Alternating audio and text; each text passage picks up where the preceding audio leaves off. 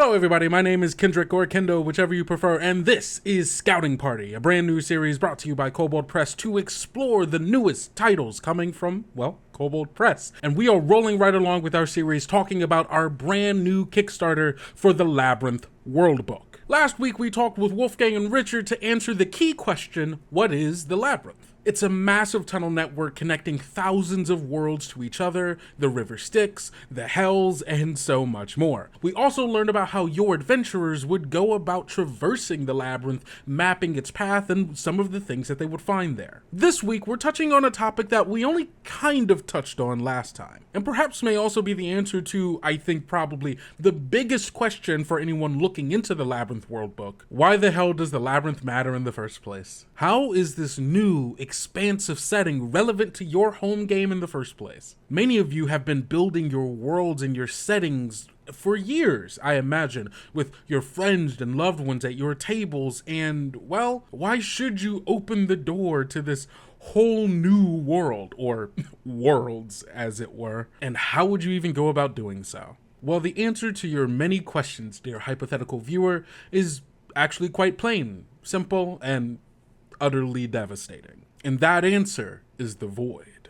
I had the pleasure of talking with our Kobold in Chief and Chief Expert on all things the void, Wolfgang Bauer, to better understand this existential threat turned source of power. Now there's no more time to waste. The scouting party has returned. It's me, I'm the scouting party. So let's dive into the void.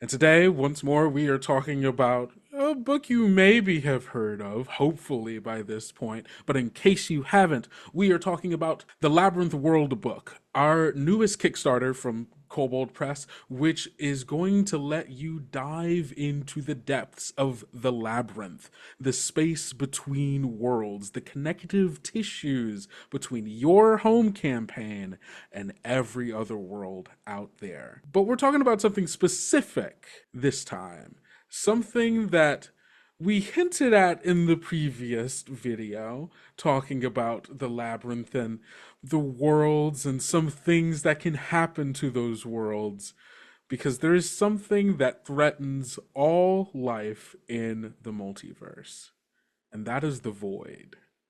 Now, Wolfgang, Yeah. you are the expert in the void. Yes, I've been touched by the void and I've never been the same. Yeah, I've got oh man. The void is one of my favorite villainous tropes, and it's been in Kobold Press lore and canon pretty much from the beginning. It's always been this dark force out there that tempts people away from the light and into evil. And in a lot of ways, it's the ultimate source of corruption, and creatures following the void are all in favor of let's seize power and let's live large because it's all going to fall apart, right? We're just going to be the strongest, meanest bunch, and hopefully our world won't be killed off in the process. They're scenery chewing bad guys, right? So the void creatures in the labyrinth, on particular worlds, anywhere they're encountered, they're just a motley crew of horrors. Demons are first and foremost fans of the void, which is corrupting and chaotic, right? Cultists love the void because it's an easy source of power. And there's nothing I like better than tempting sort of neutral type, on the edge, heroic people to say, well, you know, you could take this void power. It's free, cheap, and easy, like sugar. Just you could accept a void gift. That doesn't sound great at all. But hey, it would power? save you from the mess you're in right now, right? Right. That's how it always starts. Somebody goes for easy power, but here's the secret of the void that I'll share with everybody now, which is, yeah, of course, it seems cheap and easy, but every time you use the power of the void, you are sucking some sort of order, law, life, goodness, health, and vitality out of the world around you, right? Mm-hmm. So it's a little bit like the old Dark Sun concept of, hey, magic destroys the living Yes. thing, but it's written in a much larger way, in a more cosmic way. And there are particular groups that are really good at playing with fire, with void magic, without getting completely burned. Right. And we can talk about some of those. Absolutely. Well, before we get into the people using that power, right? How are players going to know when they are coming upon the void as they move through the labyrinth, right? This Sure, humongous desiccating force that is slowly driving life out of the worlds around it. Surely it must also have a very physical presence in the sure. labyrinth. Well, the nice thing about the labyrinth is that you can close doors as easily as you can open doors. So when there are dead worlds and when there is the void, sometimes, adventurers will come across something that's a portal, all right, but it's locked, it's chained up, and it says, do not enter, void ahead at own risk. No, really, people died to seal this portal. Don't mess it up, right? Um, it's sometimes that obvious. Other times it's, hey, we were told that this is the way to go from A to B, and here we are in this black velvety darkness with, a sea of bones ahead of us. It seems like a problem. Um, or, the It's a dunes little nearby have ominous. started whispering. That wasn't on the map, was it? Whispering Dunes? Whispering Dunes. I think we took a wrong No, turn. we took a wrong turn. Can we get back? Ooh, that portal seems to be shrinking behind us. Yeah. Like you can usually tell that things have gone wrong when you've really moved into the near void. And Hmm. then even worse than that, of course, is the deep void. We can talk about that too. But the near void is usually sort of like a regular world, but put through a horror movie lens. Hmm. Um, the soundtrack suddenly changes, right? When everything goes to a minor key and the sun has set, yeah, you're near the Violins void, start playing right? long, eerie. Yeah. Yes. And when there's, mostly undead cultists and demons, also a sign. But then there's groups like the Satar, who are sort of an insectile race, all about bringing on the apocalypse. Hmm. The Darrow are really good at the void. They kind Yeah. of understand it. It understands them. Hmm. And unfortunately, many humans who like, well, greed, power, control, Yeah. they might be hiding their void nature pretty well. All those things, people and places, will tell you the void is nearby. I'm imagining putting players into that moment of Uh-huh. realizing that they've accidentally stepped into a place where it's like, the void is a wee bit more present here than we thought it was going to be. A- Hmm. And And some characters are really good at dealing with it, right? To be yeah. fair, some of the heroes of the labyrinth, they have radiant magic, they have protective magic, they have weapons and items that are good against this stuff, right? Hmm. That's part of why they're trusted heroes who were sent out there in the first place. Um, but there's degrees of void, right? The There's corrupting the nature void of it. touched, and then there's the, oh my goodness, it's an elder void dragon. Right. This is just pure void at this Where, point. yeah. And so that's gotta have an effect, like you were saying, like how many of the factions have ways in dealing with the void. Like its effect has like it's gotta be more than like, physically present, right? It affects the way Oh that yeah. these factions interact with each other and like them achieving their goals. And I'm sure not even all of the evil factions or the villainous factions necessarily like the void because it might be messing with their plans as well. Well, I mean, the Infernals are usually seen as bad guys, right? The faction that's most the friendly face of the 11 Hells, right? Hmm. Is the Infernals. But they use void magic in huge amounts, but they use it to their own ends and they make darn sure it doesn't touch their worlds, right? Hmm. So they are just smart enough to outwit it and make other people pay the price for their monkeying about with the universe, right? Right. Other groups kind of embrace it whole hog. I mentioned the Darrow, and we talked about void dragons a couple times, but There's the Brotherhood of the Last Cathedral, which is this crusading group of knights who are like, hey, our world died because the void, now yours is next, right? We're taking you all with it. They're somewhat like anti-paladins, perhaps is a good way to put it. Okay. But the Last Cathedral bunch, I mean, everything from Death Knights, Frost Knights, Raven Cultists, they live in the deep loony zone of, you know, no one should have it better than us, and we're ready to bring slaughter everywhere. And so they're big on, let's make some void rifts. Let's knock off this stronghold of the keepers over here. There are some groups that just seem to thrive with the void. They live in dead worlds, or they manage to survive there. Certainly the undead and the demons, you know, it doesn't bother them much. Yeah, they can hang out there for a while. Right. Whereas most of the heroic groups have one or more ways of keeping the void away or removing its corruption, at least temporarily. So, Before it comes creeping back in. right. Yeah. I mean, yeah, it does always come creeping back in. It's the entropy of a fantasy universe, right? Right. Worlds with black suns, cathedrals falling apart in Gothic style. There's some place called Martyr Mountain, which is where all the Void Saints are buried. Void Saints? Oh yeah, we haven't even gotten to the Void Saints. The Void Saints? You can't just drop Void Saints out of nowhere.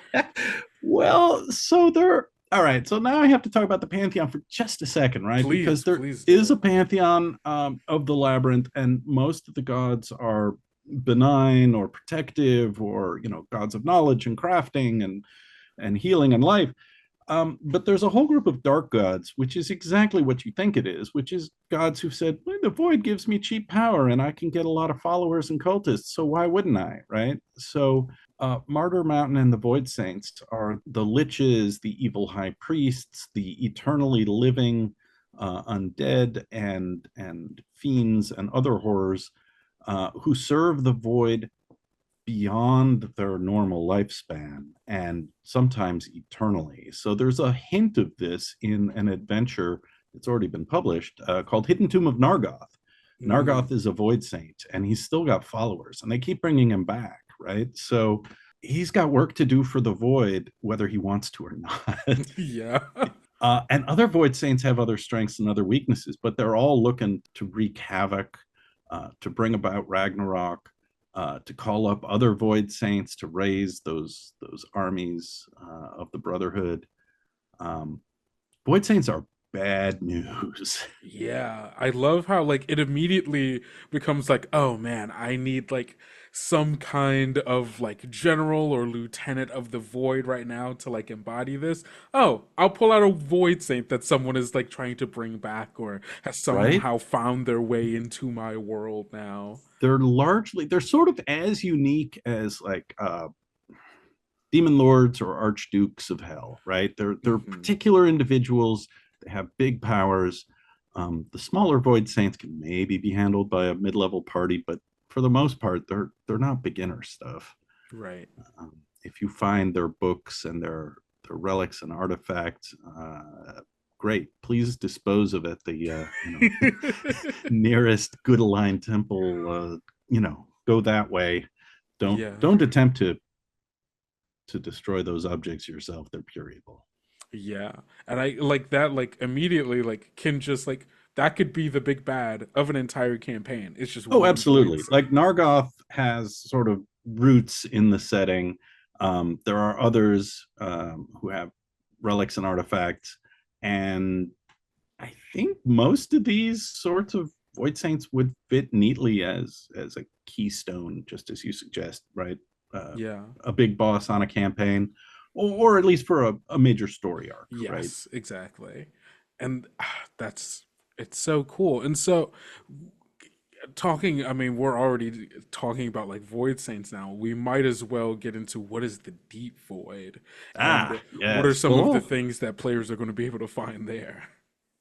So we talked about dead worlds being like, yeah, life is pretty much gone here, right? If there's a few lizards and a couple of weeds, it's doing well. The deep void is where that looks like paradise, right? Lizards, weeds. Oh my God, you're so rich. Um, the deep void is where things have cracked completely, right? And almost all of them are places that are either home to a major evil faction, controlled by a void saint, or they're busy melting into nothingness. So, just to show up there, you have to walk through the near void, and you have to know how to get someplace that's already hostile to life, um, and survive it, right? Because the Yeah. demons and the undead, they'll sort of survive the deep void, but what it really is where the void cracks down not just the life-giving properties of soil and sun and earth and the terrain and Yeah. no, it starts cracking down the worlds themselves, right? So um, some places in the deep void have somewhere to stand.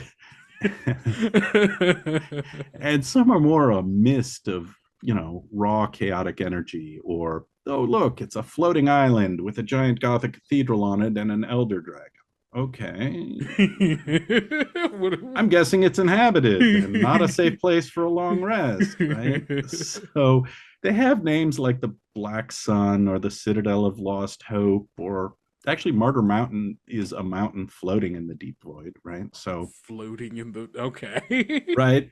Like, so it's not outer space, but it's yeah, you should probably have a fly speed before attempting to move around the deep void. And you should probably have, major wards against cold and airless stuff, or Mhm. soul sucking magic, or yeah, any of that. You're going to be corrupted by it, and you you need to be ready for that. It's where the bad guys live, on the edge of extinction, and where liches feel empowered. Yeah, I think anyone that can live on the edge of oblivion and be like, yeah, this is just where I live, is probably not someone that I want to mess with. It's a bit of a fixer-upper. It's like It's a 52-room cathedral with attached fortress. Elder Dragon nearby may or may not help out depending on, what Right? sacrifices you're willing to Buyers welcome. make. Yeah, it's really for high level campaigning, right? Yeah. If you're going there, you're looking for an artifact. You're looking to kill a void saint. You're looking to foil some plot against the gods. You're looking to destroy a relic of evil, right? Hmm. Um, you're basically going to Mount Doom by the time you're going to the deep void, and you might need to bring a raft capable of sailing through the void. You might need to bring protective shields. You might need to bring 3 wagon loads of food, because they're There's nothing. undead, don't Yeah. eat. Yeah, Yeah. Wow. So I guess my final question here about the void is, how do you imagine players and GMs can use the void, and like thinking about all of the powers at play here, sure. all both on the good side and on the villainous side here? How can the void play a part in the machinations of all of that and then hit home in their own home world to bring them into something bigger? In some ways, it's really straightforward, right? If you have a home game and you've got dark magic in it, it might not be called dark magic. Maybe it's called blood magic, or it's diabolical or something. Then you're in the right zone for, hey, there's a whole slew of void spells and void items that could be given to villains, right? Those are in the Labyrinth Worldbook. There's a bunch of monsters that seem to enjoy um, the void and its corrupting energies. There are devils that kind of know what that stuff is and can manipulate it. Um, so, in terms of like magic and monsters, it's right there in the Labyrinth World Book, and those are plug and play, right? That's the easy level. Hmm. Um, the somewhat more complex way of it, bringing something to your campaign, is to say, yeah, all right, um, I like those tools. There's also a section in the Labyrinth Worldbook that talks about running a Labyrinth campaign, and one of the ways of running it is sort of running a ticking clock apocalyptic campaign, which a Yeah. lot of people have done in different ways. But there's a lot of really point by point advice on how to do that in your home world. And obviously, you don't want to trash your home campaign, or most people don't want to, unless they're starting a new one. But the good news is, if the heroes screw up in a labyrinth apocalyptic campaign, they just need to go walk through the Great Maze and find a new world to call home, right? So all is not lost. You've just lost one world to the void. Um, so you don't want to do those world-ending campaigns with your home campaign. I certainly don't want to do that to Midgard, but I want the players to feel like it might happen.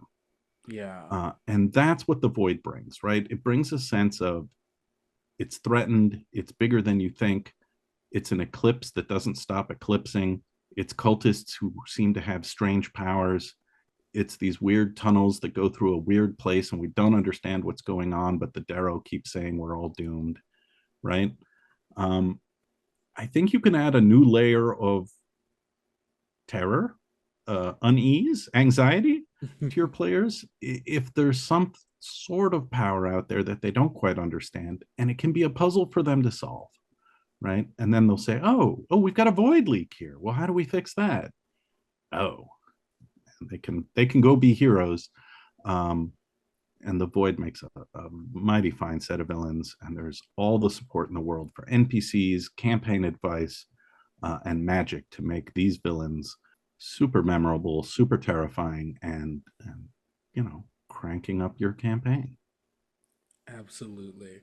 Well, thank you, Wolfgang, so much. This has been a terror and a delight to hear about the void.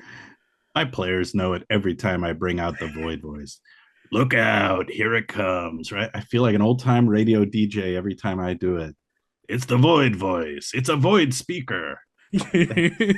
Because they've got their own language. I'll leave you with this final thought. Yes. All those creatures that understand and use the void, they do have a language. It's called void speech. It's the language of pure evil. They use it to communicate amongst themselves, and sometimes the void talks back to them. That is horrifying. Knowing that it has any kind of intelligence to be able to hold a conversation. Maybe it's just the echoes of a dead lich. Who can say? Who can say? Who can say? Well, thank you so much. And I hope all of you at home are even that much more excited to get your hands on the Labyrinth Worldbook so you can traverse the many, many pathways between worlds. And hopefully none of those fall under your feet into the void. All right, everyone, that's where we're going to leave that conversation for today. But don't worry, there is more conversation to be had. If you take anything from this video, take this. There are so many reasons why you should add your setting amongst the 10,000 worlds of the Labyrinth, but I Kendo believe that the Void should be chief among them. The Void is one of those entities that brings about this oppressive doom to a story, which gives your character something truly and unmistakably evil to fight against. But its existence also brings about those fun moral quandaries that make heroic dark fantasy so enthralling. Even if your game never leaves your own world, the existence of the Void Saints, their cultists, or even just the hidden knowledge of any fool who thought that they could tap into the power of the Void gives you some great hooks for fun, powerful, memorable villains, while at the same time introducing some existential questions that muddy the morality of all of it. If your world were Imagine this. If your world were invaded by a void cult, a group hell-bent on sapping the life from your world, feeding it to an ever-hungry entropic force that will continue to try and try again to pull you into its absolute oblivion, how far would you go to stop them? What would you do to ensure that your world wasn't fed upon by the Void? What would you be willing to sacrifice? Would you be willing to go as Would you be willing to tap into the void yourself to fend off its minions? Would you be willing to sacrifice another world to the void to ensure that yours stayed safe? There are a lot of questions to ask, and I don't think any of them have any good or easy answers to them. But that's all I have for you today. Tune in next week to Scouting Party, where we actually talk about the factions of the Labyrinth, which I think is the thing that I said at the end of the last video, but I got my scheduling wrong and I forgot the thing that we were actually going to be talking about today, which is the Void. Next week, 100%, we're talking about the factions of the Labyrinth. Until then, I've been Kendrick or Kendo, whichever you prefer, and don't forget to go out, be bold, be brave, be valiant, and we'll see you next time.